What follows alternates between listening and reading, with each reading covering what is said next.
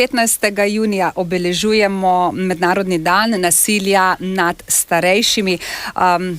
Zagotoviti jim varno in mirno starost. O tem govorimo tudi na Radiu Robin. Na Centru za socialno delo v Novi Gorici pa so prepričani, da skupaj zmoremo.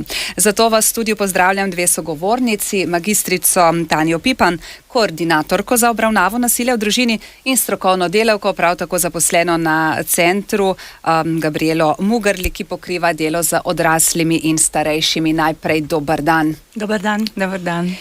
Obeleževanje Mednarodnega dneva nasilja nad starejšimi z enim samim namenom ozaveščanja, tako žrtev kot na drugi strani. A lahko uporabim, gospa Tanja Pipan, besedo nasilnežev?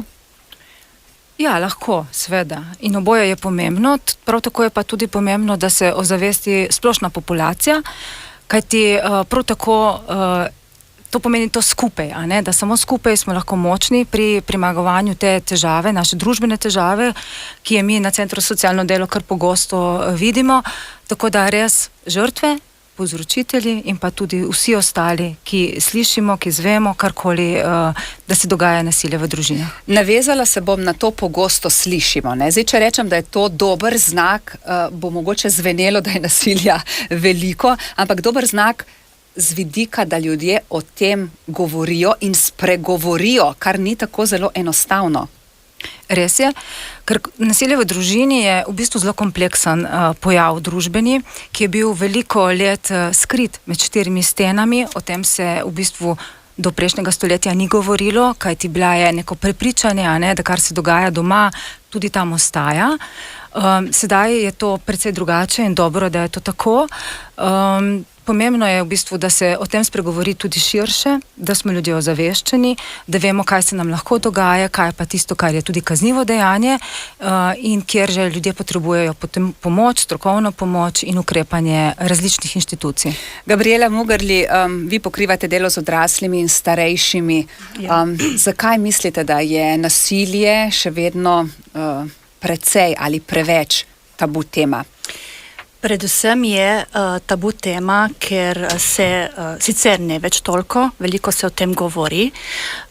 Starejši ljudje tudi sami prvič ne prepoznajo nasilja in težko to spregovorijo, zato tudi mi apeliramo na vse okolico, da to prepoznava, kajti težava ni tukaj samo pri žrtvi nasilja, težava je tukaj v celotni družbi. Ne?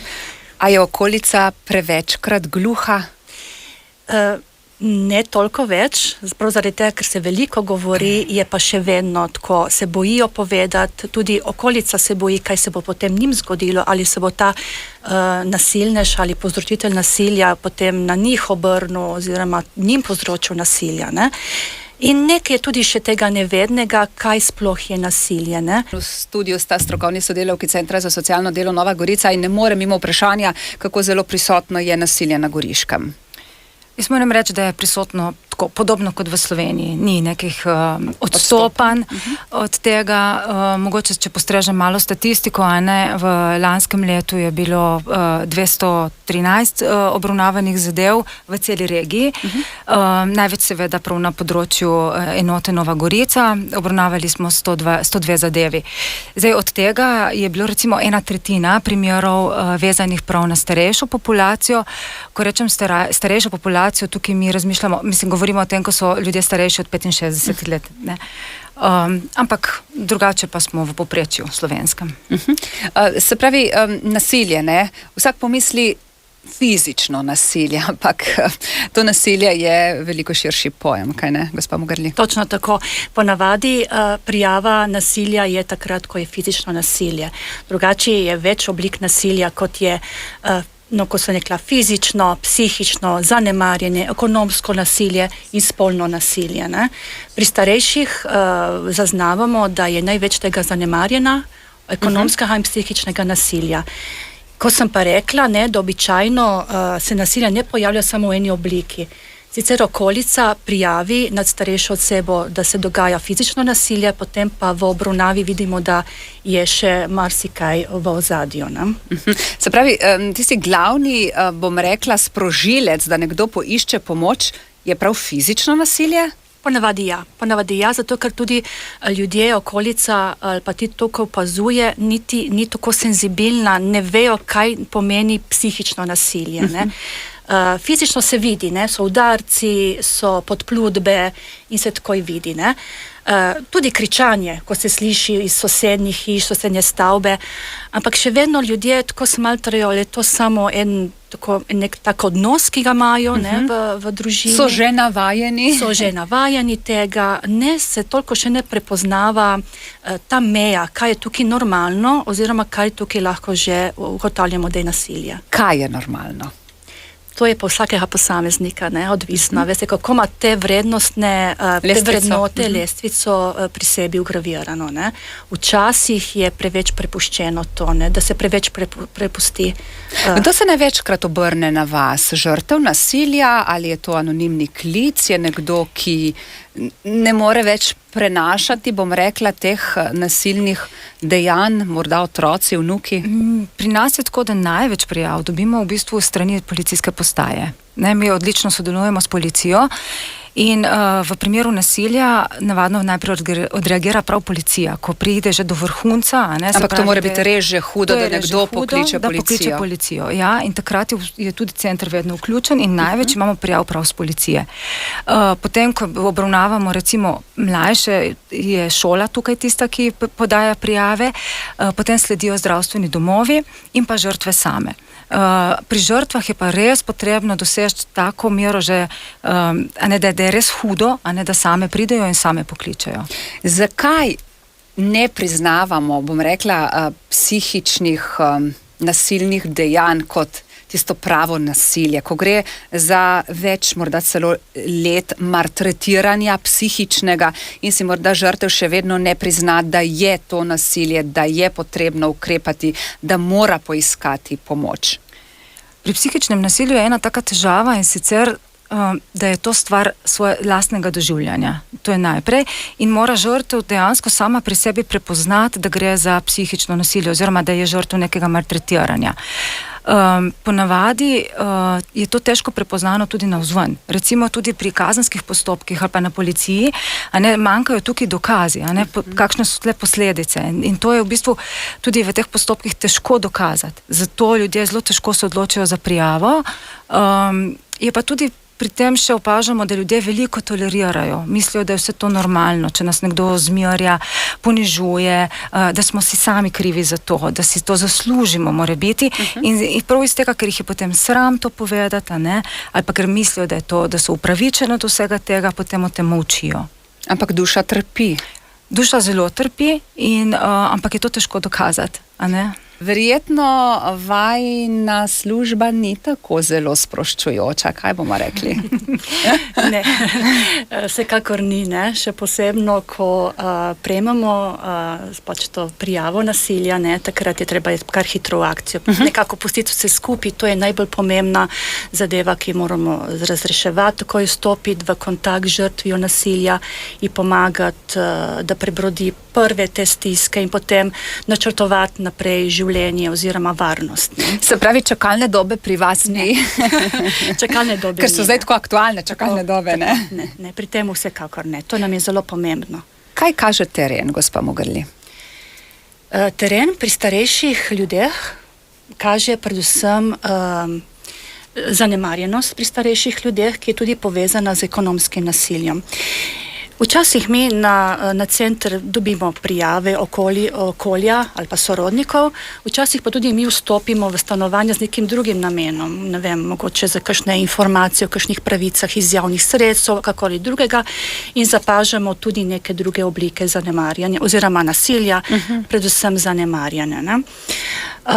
Moram reči, da te dve obliki nasilja zanemarjanja in ekonomsko nasilje so najbolj izpostavljeni starejši ljudje, ki imajo še dodatne mogoče okrnjene možnosti pomoči. To so predvsem ljudje, ki mogoče imajo še težave v duševnem zdravju, mogoče še demenca, ki skrati zase ne morejo poskrbeti, niti ne razumejo, da se jim to nasilje dogaja.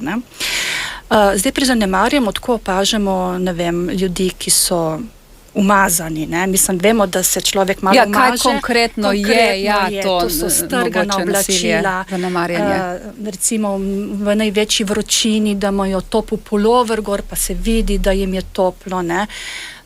Tudi stanovanje, da je zanemarjeno, to opažamo, tudi, da se ne zdravila, ne toliko jim dozirajo, ne?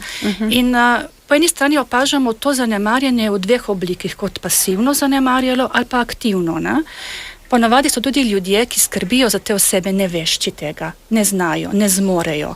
Želijo, ampak ne zmorejo, in tukaj se mi zdi tudi naš en poseben potencial, da stojimo tudi zraven osebi, ki tej starejši osebi pomaga, da jo usmerjeno, jo pomagamo, vključujemo še druge službe in jih na tem, bom rekla, vso družino polnomočimo, ne. Druga oblika je pa aktivno zanemarjanje, ne, ki z namenom zanemarja osebo z nekimi določenimi prepričanji, ne. Takrat pa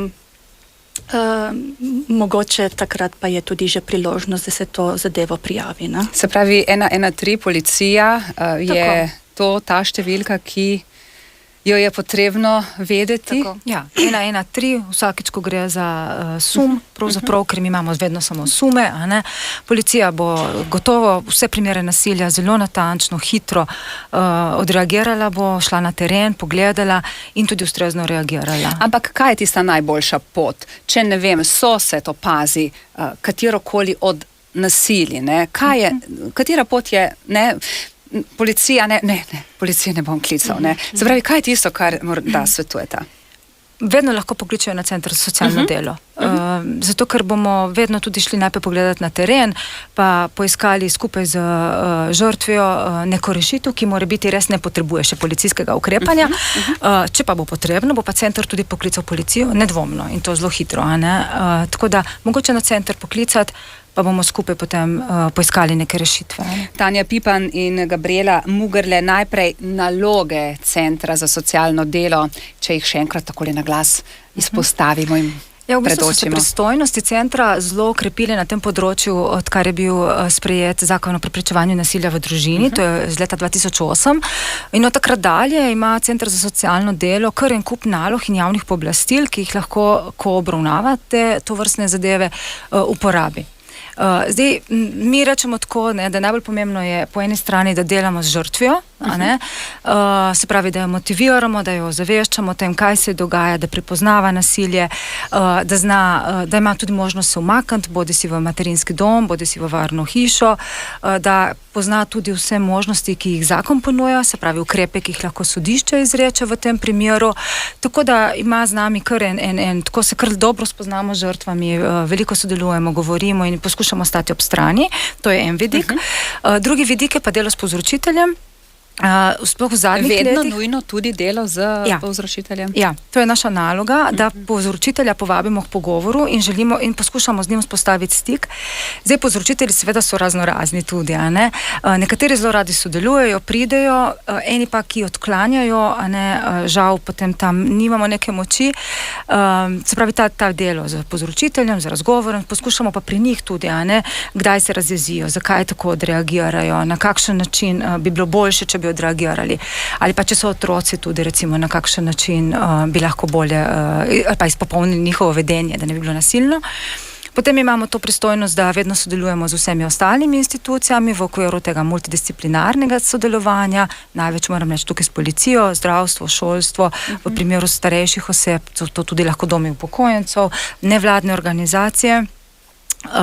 Tako da tako zaokrožimo celostno. Ampak slišiš se, ne, ko naštevate, bom rekla, vse narekovajih rečeno upletene, zakomplicirano, ne, tako da bo kakšno rekel, ne, tega si ne želim, ne, ampak pomembno je povedati, da je prvi korak zelo, zelo pomemben in verjetno najtežji, potem je vse lažje, steče na nek način. Res je, ja, prvi korak je dejansko najtežji, a ne, ko se nekaj zgodi, ko pride do nekega dogodka, ko recimo odreagira policija ali pa pride center, ampak potem vse to, kar sem zdaj navajala, je to lepo steče, a ne, za žrtev v bistvu ni to za neki dodaten traumatizirajoč moment, ne, ampak zelo skrbimo, a ne, da so žrtve dejansko dobijo točno tisto, kar si same tudi želijo, ne gremo preko naših pooblastil v smislu, da bi jih silili, ne, da same spremenijo stvari, ampak če želijo ostati v nekem razmerju, delamo počasi z njimi in ohranjamo odnos, kar je v bistvu najbolj pomembno.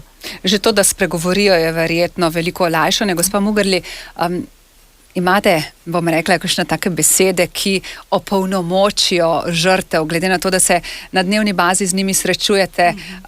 Kaj je tisto, kar bi jim radi, če bi lahko dali v tako. Ja. Vsekakor najbolje bilo, da bi jih olajšali, da bi to lahko mi imeli to moč kot Center za socialno delo prekiniti to nasilje, ampak to nimate, čarobne paličice ni. Točno tako, ne. Moramo pa vedeti, ko imamo nasproti žrtev nasilja starejšo osebo, s kom imamo, koga imamo pred sabo in moramo pristopiti zelo na spoštljiv in subtilen način, ne. Kajti to so ljudje, ki imajo veliko življenjskih izkušenj, so manj fleksibilni, manj pripravljeni na spremembe, ne. Tako da je treba res korak za korakom delati in jim dati vedeti, da smo njim ob strani. Se pravi, priznati si, ti starejši, da morda vnuk ali otrok izvaja nasilje nad staršem, je verjetno zelo hudo, ne? Zelo hudo, najprej sramotno. Sramotno, predvsem. Zato verjetno to takšna tabu tema. Tako. Tudi starši, oziroma več ali manj so to mame, izhajajo iz te vloge mame, ne, kaj bi mogli one narediti, da bi ta otrok postal pošten, samostojen, karkoli, ne. In to je tudi tiste krivdiranje, da tega oni niso dosegli, še vedno iz prepričanja, da to oni zmorejo doseči pri nekomu drugemu, ne. Potem tudi, ko ste vi rekla, to dolgotrajni postopki, ki so na sodiščih in to nimajo več toliko moči, ne, da bi to one speljale, ampak se mi zdi tako pomembno, iz ene take izkušnje, če lahko povem, ko je gospa večkrat starejša gospa prijavila potem že sama nasilje in hkrati potem se umaknila, ne, in potem sem pa jaz, en cajt je bila tišina, pa sem jaz stopila v kontakt z njo, pa je rekla, meni je bilo sram, da sem vas razočarala, ne, in dati vedeti to, da mene ne more noben človek razočarati. Jaz se lahko sama ob nekomu razočaram, ampak dati vedeti, jaz sem tukaj, pokličite, karkoli boste vi naredila, tudi če ni po naših navodilih, ki so najboljše, ne, jaz sem še vedno tukaj, ne. In to je pomembno, da oni slišijo, da niso sami, ker ti starejši ljudje imajo tudi tako opustošeno to socialno mrežo, ne. In naša naloga je tudi to, da jim pomagamo to socialno mrežo krepiti. Se pravi, naredijo, kot razumem, korak naprej, ampak kaj hitro se zgodi tudi korak nazaj in stvari vidijo umiljeno. Pravite, da celo na sodišču vas nekateri popravljajo, češ sej ni tako hudo. Ker je to prepleteno s vsemi našimi občutja, predvsem zgube družine, ker naenkrat bom ostal sam, kaj se bo zgodilo, občutki krivde, moče sem jaz tisti, ki sem nekaj naredil narobe, pa on ni tako bil, ko sem prijavila. Ali pa vidim, da se recimo žrtve zelo bojijo tega, da bi bil nekdo obsojen, da bi šel morebiti v zapor. To je še dodatna stigma, dodatna sramota za družino. Kaj bo z njim, če mu obrnem hrbet mogoče? Imamo tudi primere, recimo, ko žrtve nosijo povzročiteljem v pripore hrano, ker se bojijo, ali pa vprašajo, kaj pa jedo tam, tako te občutki, ki so zelo usidrani v nas vseh pravzaprav, neka skrb. In tukaj se to zelo pozna in je te kroge potem težko presekati. Pa imate občutek, da bi bilo potrebno že na sistemski ravni kaj spremeniti, urediti? Ja, jaz včasih rečem, da nekatere žrtve enostavno ne zmorejo iziti iz tega kroga nasilja, ki se ponavlja, in takrat mislim, da bi morebiti potrebovali malo več suporta strani države, v smislu tem, da bi država prevzela mogoče neko pobudo za izrek nekih ukrepov, ker je včasih preveč prepuščeno žrtvam, da same so aktivne, same si poiščejo pomoč, sicer s pomočjo nekoga drugega, ampak odločitev v končni fazi je potem njihova, tudi če umaknejo stvari na policiji, na sodišču in tako naprej. Veliko nasilja nad starejšimi je zamolčanega, prikritega, neprijavljenega, ampak vsak ima, to smo danes že nekajkrat izpostavili, pravico do življenja brez nasilja, pomoč obstaja in o tem govorimo v naši današnji oddaji. Imate, kot rečeno, tudi vprašalnik, ali ste žrtev nasilja, zgibanko na dosegu slehernemu, morda na katera vprašanja si vendarle velja odgovoriti? Predvsem na to, kako doživljaš, se ti dogajajo neke stvari, s te postavljajo v podrejen položaj, da trpiš, a ne?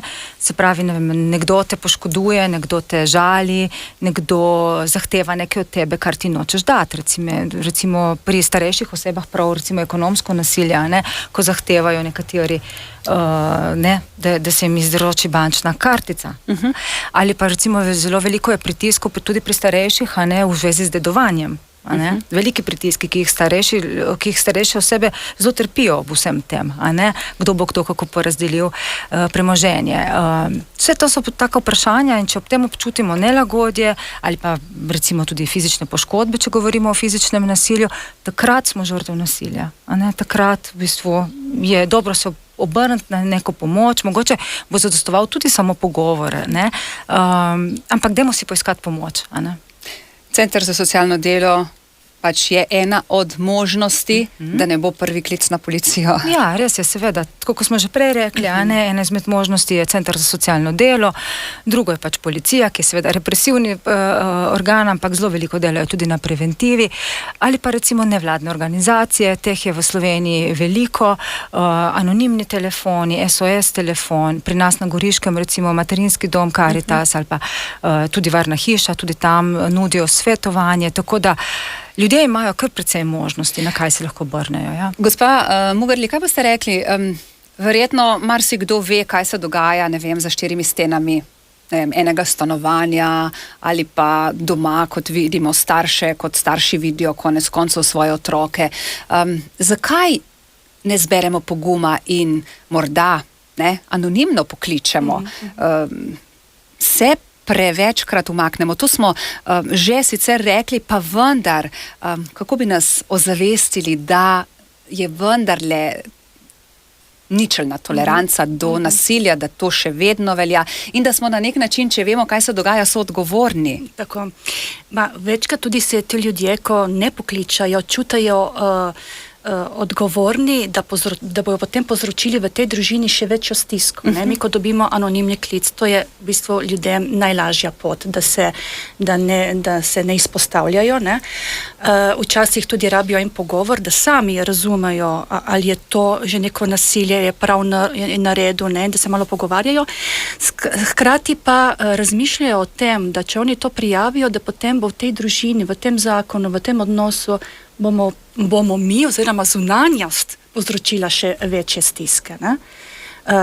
Prav z tega razumevanja, da je nemogoče, da nas okoliščine določajo, ne? In se bojijo tega, da ne bi bilo še hujše potem. Se dovolj govori o nasilju? Ja, včasih celo mogoče napačno, bom rekla, ne? Ko se recimo nekatere stvari preko medijev mora biti, pretiravajo, napihujejo. Vedno ste krivi na centrih za socialno delo za vse. To je dejstvo. Karkoli naredite. Ja, v medijih smo vedno krivi, če naredimo, smo krivi, če ne naredimo, smo tudi krive, a ne? Ampak težava je v tem, da v bistvu mi ne moramo zgodb, ki jih imamo, tako javno razgaljati in povedati dejansko vse, kaj se v določeni družini dogaja. Tako da smo dolžni, a ne, k tej molčečnosti, a ne, pa skrbi za varovanje varnih osebnih podatkov. Zato včasih izpade, kot da ne povemo, se ne odzovemo, a ne. Ampak imamo različne zgodbe, ne. Verjetno se bolj v medijih izpostavljajo negativne, a ne kot pozitivne. Za konec, kako vas te zgodbe zaznamujejo kot osebe? Zelo. Po eni strani tako dobimo ful teh informacij, na nek način neko znanja, da lahko potem bolj reagiramo, bolj delujemo, ne? Ampak je tako težko omejiti naše privatno življenje. Ko zaprete vrata na Centru za socialno delo, odmisliti vse tisto, kar se vam je preko dne zgodilo. Ni vseeno, čeprav na razumski ravni razumemo, da to ni odvisno od nas, da smo samo v službi, ampak ko smo ljudje kompleksni, celostno oblikovani, se nas to zaznamuje. Nedolgo tega ste sodelovali pri predstavi v SNG Nova Gorica 5 vrst tišine, kjer je bilo nasilje v ospredju in odzivi, bom rekla, gledalk in gledalcev najrazličnejši, bom rekla, od ravnodušja do solz in nekateri so celo zapustili dvorano, kaj ne? Ja, res je. Predstava je bila zelo intenzivna, res odlično narejena. Tudi jaz, ko se recimo ukvarjam s tem, se mi je zelo zataknila, presuljna. Verjetno je veliko ljudi prišlo v stik sami s sabo. Mogoče so prvič na odru videli, kaj se jim dogaja v življenju. In zato so tudi tako odreagirali različno. Eni so zami, eni so zato zapustili, ker niso zmogli prenesti vsega tega. Tako da je bila reakcija predvidljiva, verjetno bi bilo potrebno tem ljudem mogoče potem tudi še nuditi nek support, nek pogovor. Radio Robin.